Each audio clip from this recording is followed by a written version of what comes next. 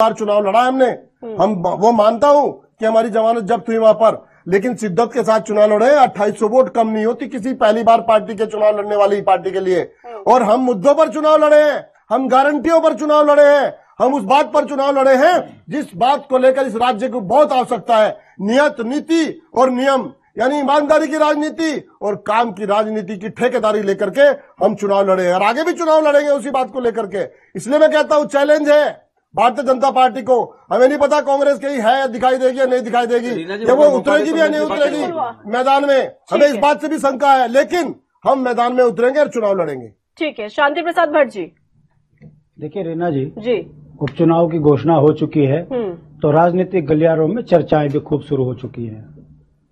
Bharatiya Janata party के अंदरूनी उसमें वो जो बात निकल कर आ रही है कि देखिए भाजपा जिसके चेहरे पे चुनाव लड़ती है वो चुनाव हार जाता है। वो चाहे फिर हिमाचल में देख लीजिएगा, धूमल के चेहरे पे चुनाव लड़े, हार गए।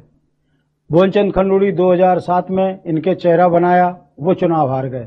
ऐसे ही धामी जी को चेहरा बनाया, धामी जी चुनाव हार गए। स्पष्ट है कि भीतरी घात और जिस तरीके से एक पॉलिटिकल संदेश गया है कि खनन माफियाओं की, शराब माफियाओं की, जमीन माफियाओं की पौबारा हो गई है, इससे एक संदेश गया है कि उत्तराखंड के बुनियादी सवालों को दरकिनार करके भारतीय जनता पार्टी ने दिल्ली के इशारे में ऐसे व्यक्ति को पुनः आगे कर दिया जिसे जनता ने नकार दिया है। अब सवाल सबसे बड़ा खड़ा ये हो रहा है कि धामी जी जाकर किन मुद्दों पर वहां चुनाव लड़ेंगे। अगर इनका संगठन मजबूत है और अगर ये मुख्यमंत्री के रूप में वहां चुनाव लड़ेंगे तो उन्होंने एक बयान दिया है चुनाव लड़ने से पहले कि अब चंपावत का विकास होगा, यानी कि इससे पहले जो चुनाव जीत कर गए वो काबिल नहीं थे या जहां मुख्यमंत्री नहीं है वहां की हर विधानसभा के अंदर कोई विकास का काम नहीं होगा। ये मैं नहीं कह रहा हूं, पिछले 5 सालों का अगर आप ट्रैक रिकॉर्ड देखेंगे विधानसभा में विधायक जनहित के मुद्दों पे बोलते नहीं है, इसीलिए गांव विकास से दूर है। ऐसी परिस्थितियों पर एक मुखिया के द्वारा सिटिंग सीट पर बैठकर यह कह देना कि अब चंपावत का विकास होगा यदि मैं मुख्यमंत्री बनता हूं, तो इससे भारतीय जनता पार्टी की राजनीतिक सोच का पता चलता है।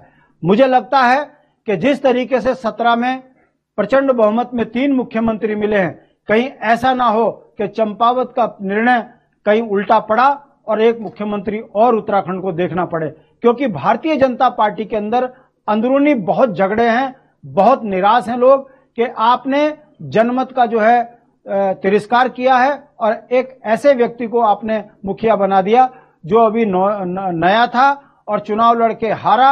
उनके कार्यकाल को जनता ने नकारा क्योंकि उत्तराखंड की जमीनें खनन जिस तरीके से औने पौने भाव में दिए गए उससे जनता ने उनको सबक सिखाया। मगर भाजपा ने उनको जिस तरीके से दोबारा थरपने का प्रयास किया है और जिस तरीके से भारतीय जनता पार्टी के अध्यक्ष के ऊपर पूर्व विधायक ने चुनाव खत्म होते ही आरोप लगाए भीतरी घात के, ये अंदरूनी झगड़े बताते हैं कि कहीं राज्य के लिए सबसे बड़ा नुकसान ये ना हो जाए कि चुनाव में कहीं परिणाम गलत हो और उसके बाद फिर एक चुनाव और देखना पड़े। जनता इस चीज से अजीज हो चुकी है। भारतीय जनता पार्टी ने जनहित के मुद्दों पे कोई काम नहीं किया है। 1 महीने में रीना जी लोकायुक्त पर कोई काम हुआ नहीं, उत्तराखंड के नौजवानों पर कोई काम, रोजगार देने पे काम हुआ नहीं। हाँ, कोऑपरेटिव बैंक में 245 आदमी पैसे लेके भर्ती का घोटाला जो है लग गया। उत्तराखंड में बिजली संकट ये इस राज्य के अंदर पहली बार देखने को मिल रहा है। पानी है नहीं, जंगल धधक रहे हैं। मुद्दे क्या हैं? भारतीय जनता पार्टी अखबारों को मैनेज करके मुद्दे बना रही है और धामी को जिताओ। कहीं ये मुद्दे भाजपा को भारी ना पड़ जाएं, 3 जून को कहीं स्थिति कुछ उल्टी ना हो। ईश्वर करे इस राज्य के हित में जो भी निर्णय हो जनता देखे समझे कि कैसे उत्तराखंड के मुद्दों को दरकिनार करके भाजपा उत्तराखंड के संसाधनों को लूट रही है। उत्तर प्रदेश से हमारी जमीन आज तक नहीं छूटी और भाजपा की चुनाव जीत धुमा चौकड़ी ये जनता देख रही है और मुझे लगता है परिणाम जो भी होगा वो जनहित में होगा। बिल्कुल, चलिए।